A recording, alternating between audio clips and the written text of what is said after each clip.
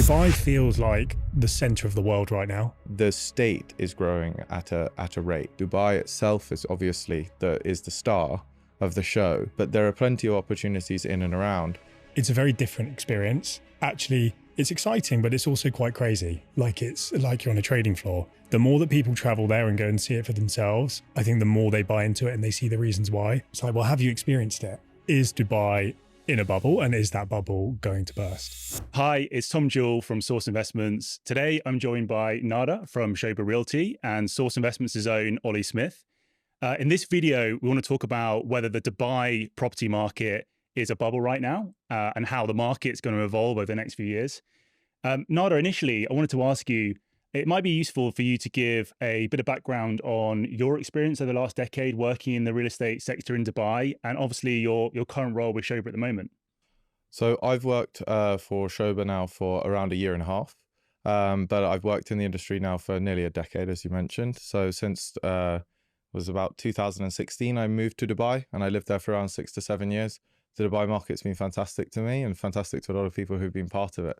So it's great to have you guys on board as well. We'll obviously get on to talking about the Dubai market more broadly in a minute, but I think it's also really important to note that obviously we're a UK-based company based here in London, but you're also based here in London. Sobha obviously opened up their global studio 5 years ago. I think it's also useful to explain Sobha's positioning here in the UK and obviously your own physical footprint here. Yeah, so we're based at 92 Park Lane. We have a wonderful office there. I think that brings Dubai a little bit closer to home for investors here in the UK. We're fantastically successful from that position, and I think partly because Sobha is one of those trusted brands. And if you look at the trusted brands in Dubai, how many of them actually have a physical presence here in the UK? There aren't many, and particularly from tier one developers, there are just a handful that have presence. And I think that's part of the reason behind our success and also behind yours. Yeah, I think that's one of the things for Ollie and I, when we were starting to work with you, I think there's such a big advantage for us as an agency working with UK buyers, having you guys based here in London, getting the expertise, being able to book in one-to-one appointments where our clients can get real value and a real feeling for what's happening on the ground in Dubai from central London. I actually think the other thing that's really apparent that we've noticed is working with UK buyers, they have different expectations versus other buyers from around the world. And actually, when you're buying in Dubai, as in on the ground in Dubai, and you go into a sales suite, it's a very different experience. Actually, it's exciting, but it's also quite crazy. You know, we've been into your Sobha office in Dubai, and you are shoulder to shoulder with people. It's like you're on a trading floor. And for a UK buyer, they do have a different way of going about things. I think they generally do spend a bit more time. They really need to understand the investment story. You know, what am I buying? Why am I buying it? So having a presence in London where we can sit down with them, we generally meet them for a coffee before we then come into your office. You've got the models there. That's always nice to see, but being able to go into your boardroom, sit down, as we've done with loads of clients now, you have the videos up or the CGIs, whatever is needed, and taking a full hour or longer if we need it to fully explain something, that has been super valuable to us and our clients. People can just feel a lot more comfortable about what they're looking at and what they're buying. So yeah, I mean, as you said, I think that's huge for us. And it's not the only reason that we work with Sobha, but it is definitely quite a big reason. I think obviously the UK buyers in general are the second largest buyers of Dubai real estate globally. And it'd be good to kind of chat about why that is the case. Obviously, we've all got experience working with UK buyers. And, you know, obviously there's the tax benefits to buying in Dubai, the opportunity for golden visa, obviously the lifestyle elements to it. In your experience, Nader, what are the main sort of drivers for UK buyers who are buying in Dubai? I think first of all, buyers sense the opportunity for growth. It's a growth market. It's a city that's 40 years young, unlike London that is very institutional. There's a lot of opportunity for all sizes of investors. I think that's number one. Number two then probably sits right by, and particularly with London-centric clients, is safety. You often hear particularly safety, schooling, parents trying to get their children into better environments, particularly for teenage years. And then there's obviously tax benefits, which is driving business people, but also highly paid professionals. I think that they're the three big ones. But there are a multitude of reasons about why people would want to move to Dubai. Some people, you hear it's weather, some that it's centrally located in the world. There are a plethora of reasons that might drive someone to want to make that jump. I think really there's a mix between each client, and I think that's the kind of the beauty of it. There's a lot there for all sorts of different people from all sorts of different places. Yeah, I think it's often, there's never just one reason, is there? But there tends to be like a leading reason. So you mentioned about tax, and the first thing that people think about is income tax, right? Okay, I'm going to pay no tax on my income. But I think one of the biggest things that we're actually seeing is inheritance tax. So succession planning, particularly a lot of wealthier clients who've got a lot of assets in the UK.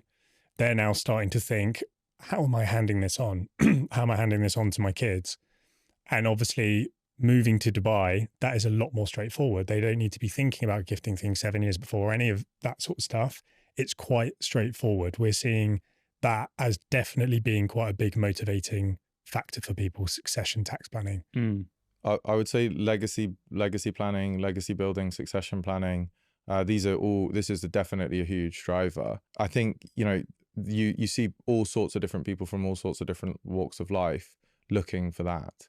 So I absolutely agree. I'd also say another one of the major taxes that it's at zero is CGT, capital gains taxes. And we're in the property business. We're here talking about real estate. And that is the most fundamental tax behind real estate. And the fact that it's zero, it makes for a very dynamic market. Here in the UK, people don't sell things. They buy things to die with them because of capital gains taxes. But Dubai, because there's no capital gains tax, it makes for a very dynamic property market. And that's really why it's my opinion that's one of the big drivers behind why there's so much traction in the market, because people can come in and come out without penalty. Yeah. I think we've seen, all the things we just mentioned there, we've seen that firsthand because, we're a business that's been going just over 10 years. And only the last couple of years have we started working with our clients in the market in the UAE, helping them access that. But a lot of the reason we started working on the UAE market was born out of our existing UK clients who have got larger residential property portfolios we've helped build for them in the UK. A number of those clients who are all successful guys, they're business owners, they've made their money, they've got assets in the UK. They're starting to think about, like you said, Ollie, the inheritance tax, the legacy planning side of it. And that's when the UAE and the Dubai market came to the forefront of their plans. And really, it was them driving us to say, look, guys, you should be looking at this market from a real estate point of view. And that's kind of been our journey, I guess, over the last 2 or 3 years, going from a purely UK business helping UK investors build portfolios in the UK to now helping them also extend their portfolio out to the UAE. I think it is that point of you have that driving factor that makes people look there initially, and then they start to see all of the other benefits. Then they go, right, okay, so actually getting a golden visa is fairly straightforward. If I want to set up a business, that's pretty straightforward. The ease of not just setting up a business, but even the process of buying property in Dubai is considerably more straightforward versus buying property in the UK. So I think people then start to see those other benefits and the other things you've touched on, just where it's located centrally. Now, Dubai feels like the center of the world right now. I think people are moving there for personal reasons, but business reasons as well, just geographically where it sits on the globe. And then the airport itself, DXB, they're now building an even larger airport. So Dubai is set up in a way to attract people. It's very much a magnet for people and capital right now. And I think it's the more that people travel there and go and see it for themselves, I think the more they buy into it and they see the reasons why. But for the people that haven't actually been there, a very common thing is it's overhyped. What's even going on there? It's like, well, have you experienced it? And that's when you start getting these questions about, is Dubai a bubble? It's going to pop, it won't continue. But you need to look at the underlying factors. What is driving people there? And then you start going into the numbers. So how many people are moving to Dubai? So I think last year it was 170,000 people moved to Dubai. This year they think it's going to be 200,000 people. I think they're well on track for that, which will bring the population up to 4 million people. But then they think they're going to double the population by, is it 2040? I think it's part of the 2035. 2035. 2035 plan. I think that, those numbers are correct for Dubai, but Dubai is an emirate within the United Arab Emirates. I think that's what's key to remember. The United Arab Emirates has 10 million people and is expanding at 300,000 people per year. Sobha's opportunities aren't just in Dubai, and there are plenty of opportunities in the other emirates. And I think that this is not one city. This is a state. And I think that needs to be remembered. The state is growing at a rate. Abu Dhabi is growing. Ras Al Khaimah is growing. Dubai itself is obviously the star of the show. But there are plenty of opportunities in and around. I think you make a great, fantastic point to talk about immigration, because that is what's underpinning value. The more and more people that emigrate there, the builders aren't building enough houses. So there's a delta every year. That delta is where the value is, actually. And, people who haven't, I've been there for the last 10 years, but if you look at look at the rate of change, if you don't go back for 6 months, you start seeing new buildings in places that weren't there. And are they empty? No. When I first started, maybe 12 years ago, I first went on holiday there, you saw empty buildings. But the best way to see whether the market is underpinned is look at rental values. The buoyancy of the rental market is fantastic, right? That shows you can't rent an apartment in some of these towers, right? Most of these towers, right? Yeah. That's where the value is people, and it's people-centric. It's people coming for all sorts of reasons, the reasons we discussed, but that's where your value is. One question I actually had for you, Nader, was, in your opinion, how's the market different now to, say, pre-2008 or 2014? How is the market now, and how is it set up to cope with whatever comes over the next 5, 10, 15 years? Regulation, basically. So pre-2008, the market was reasonably unregulated. 2009 regulation came in, particularly escrow accounts. So when you pay, let's say you want to buy a property from Sobha, the money that you pay us actually doesn't really sit with us. It sits in escrow accounts that are controlled by the government. That money is only released to us at certain stages when they think we've met construction milestones. So there's a lot more security for investors, and that's just one of the regulations. But we build for example, to UK building code, building regs. That's a Dubai-based mandate now. 10-year building insurance, 1-year snagging, all the things that you've heard here in the UK, all the things you guys have sold here in the UK, you're selling the same thing in Dubai. English common law was adopted in 2009 as well. So a lot of the legal practices that you'll see in Dubai are now exactly the same, term for term, right? You'll understand, and your investors will understand, the legal system. The precedents that are set here in the UK, they're adopted over there. And that particularly for UK clients, that should give them, give them, make them comfortable within operating within that market. The French aren't quite so lucky in that sense. They didn't adopt the French legal system. And I think that's another reason why UK buyers feel so comfortable there. I think that's why we're second in the buying stack.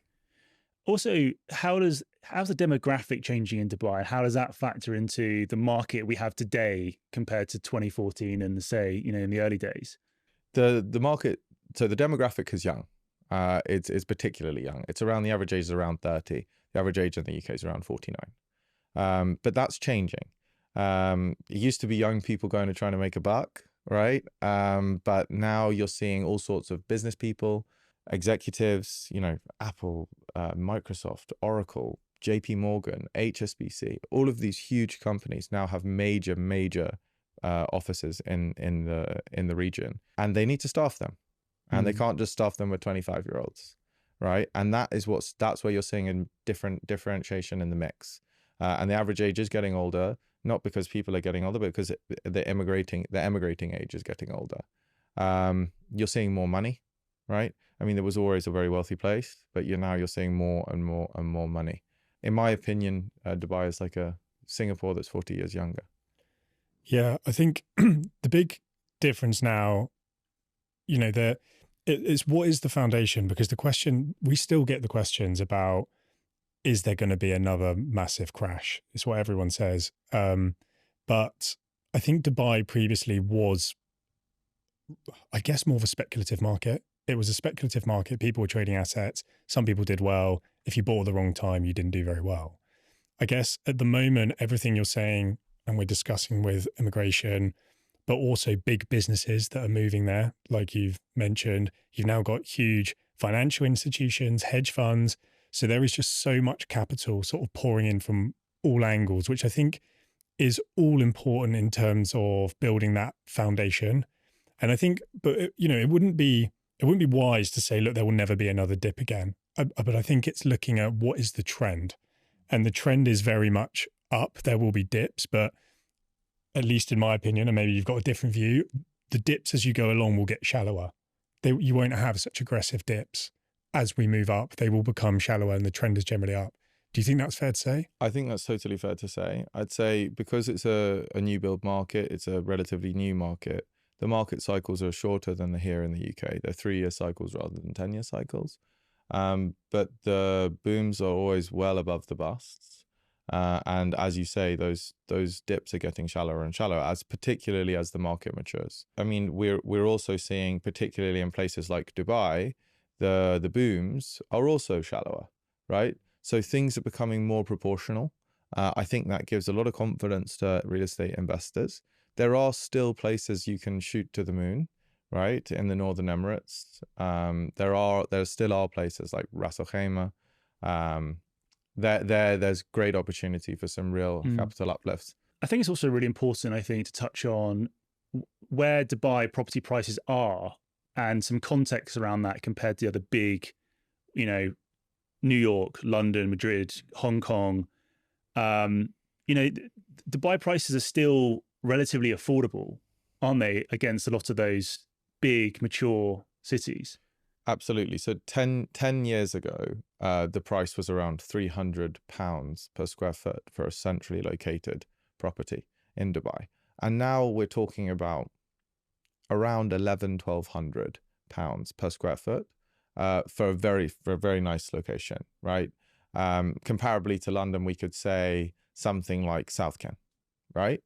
Now, what's the price in South Ken? 5k a foot, 4k a foot, right? So we're talking it's much more affordable. There are also areas where you can buy something in Dubai for £500 a foot. So the prices are still very affordable. They're still very manageable for most. And also in terms of standard of living, you'll be wherever you are here in the UK, you'll be able to jump up a few postcodes, if you will, over in Dubai. Yeah, and again, sort of leading back to what we're chatting about today, and almost de-risking. When you're talking about some of those areas in Dubai now, where they're seen as more premium areas, but like you say, you start comparing it to London or Hong Kong, New York. Actually, you get a lot for your money. But in terms of positioning yourself in Dubai now to de-risk, because you mentioned just there are areas where you can go in at a lower entry point. But if it's you placing your money in Dubai right now, what are the factors that you're looking at to kind of protect yourself from an eventual downturn? Historically in Dubai, it's been sea views and beachfront. I think if you can secure, I don't think that's just in Dubai. You could say the same for Marbella too. But I think it's as long as you find seafront and good views of water, and obviously then there's connectivity too. You can't be in the middle of the desert where there's no infrastructure. So infrastructure is particularly important, particularly for new cities, right? To be part by those infrastructure hubs.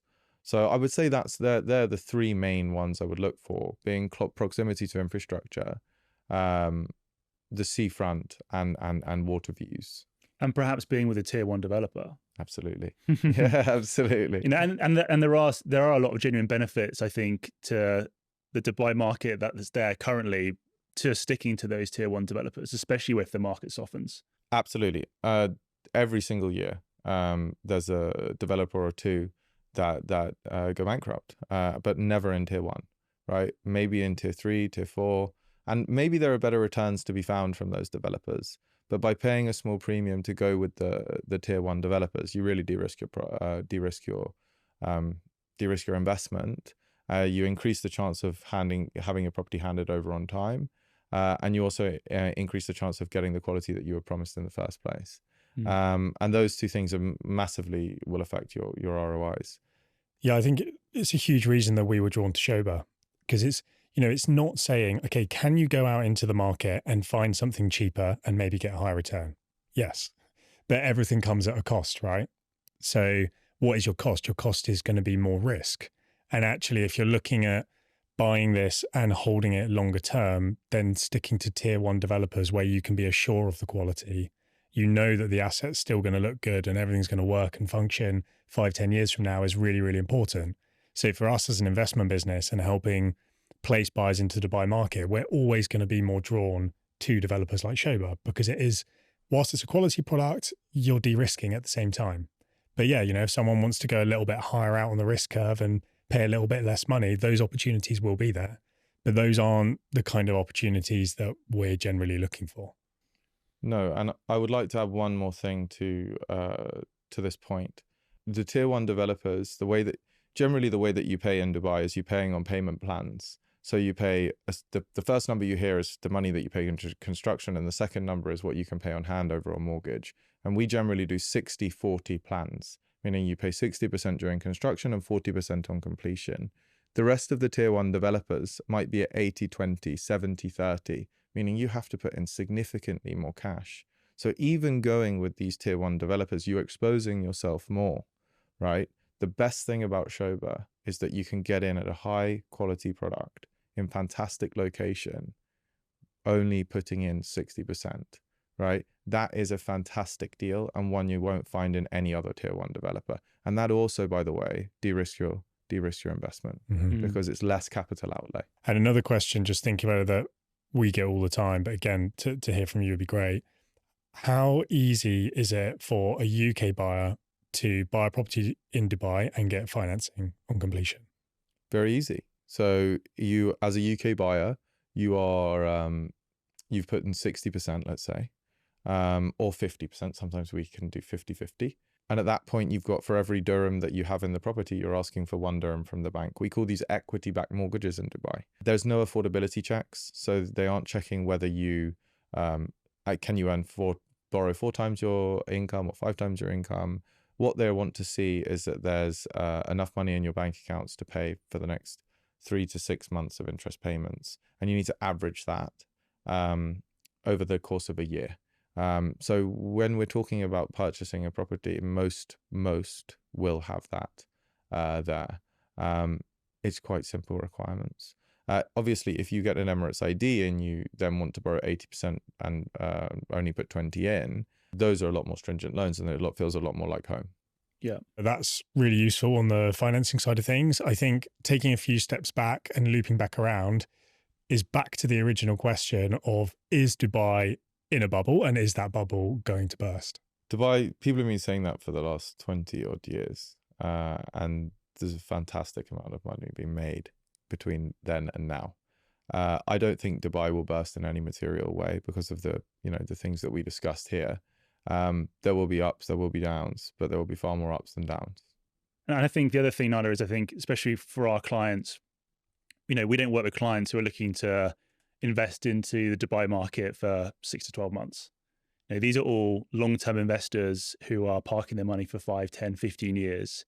And I think it's the Dubai 10 years from now, 15 years from now, that's what we're interested in, not what happens perhaps in the next 18 months, 2 years. Yeah, I think what is nice about the Dubai market, everything we spoke about in terms of it being dynamic and fluid, there will always be those opportunities where an investor can take a view on something after buying it and looking 12, 18 months from now, maybe I will list this and just see what offers I get. Yeah. But ultimately that should never be the reason, at least when working with us, that someone's primarily going in for that very reason.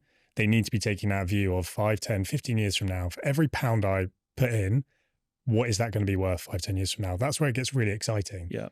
But I think it's nice having that assurance that, okay, I can still take a view on this in 12 to 18 months and see what I've got in my hands. Yeah. Which I think is something that investors like. If you're a UK investor and you're interested in learning more about investing in the Dubai property market, please see the link below. Speak to a member of the team. We get booked in for a meeting with Nader himself, and we can discuss your goals.